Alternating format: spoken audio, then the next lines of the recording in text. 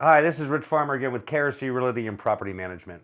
Today I wanted to talk about some property management issues regarding pre-move out inspection on residential, for a residential landlord. Obviously you have a commercial landlord, they're a little bit different, so let's focus on residential today.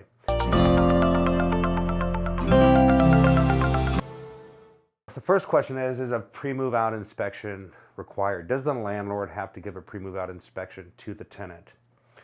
The short answer is no, but the long answer is if you don't offer the tenant a pre-move out inspection, then you really can't deduct anything from their security deposit because you never walked the property with them to let them know upfront what they had to do. So that's the rub on that. You got to offer it to them. So it's not required by law. It's highly recommended, but I can tell you I've never done a move out with a tenant without offering them a pre-move out inspection. So when do you offer the tenant? How's that even work? So the pre-move out inspection has to be offered to the tenant, typically in writing, and you want to offer the last 2 weeks of the tenancy.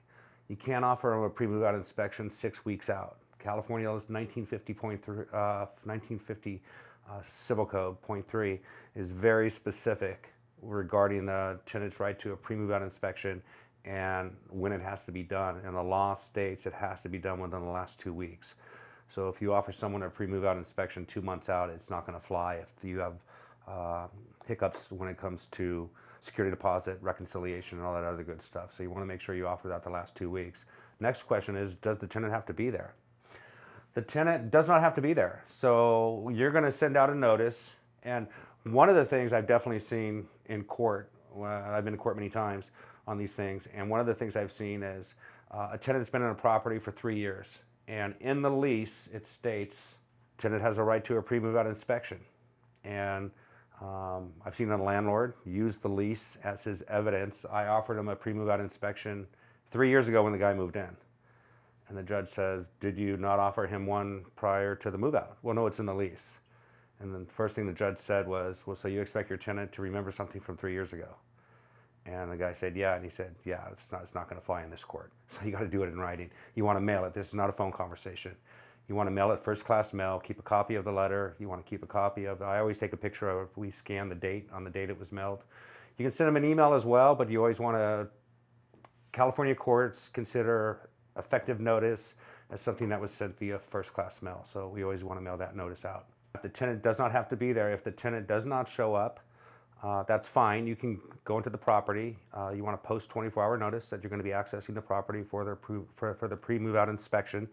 And then you want to give them a written documentation of what you found wrong with the property.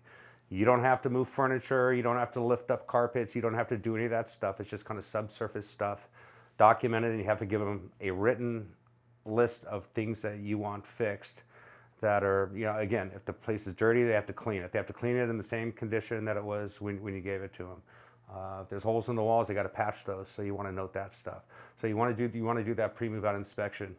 And the last thing I want to talk about is how do you do the final inspection? So when the tenant moves out and you get the property back, do you want the tenant there? Absolutely not. You don't want the tenant at the property because the first thing you're going to say is you didn't clean the stove, and they're going to run down to the local grocery store and get some cleaning supplies and try and clean the stove real quick.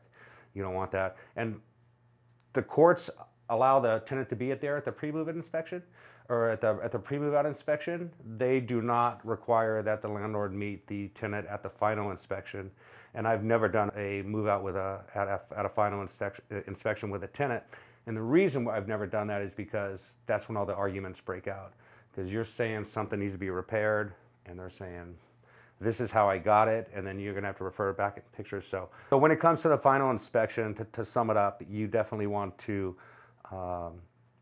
be there by yourself. You don't want the tenant to be there because you want to avoid any arguments. So this is just kind of a quick tip on a pre-move out inspection, how it's done. If you have any questions or concerns about an inspection that's coming up, give me a call. I'd love to talk to you about it. I can walk you through it. I can even give you some forms if you need it. Again, this is Rich Farmer, KRC Realty. You can find us at krcrealty.com. And if you have any questions about property management, give us a call.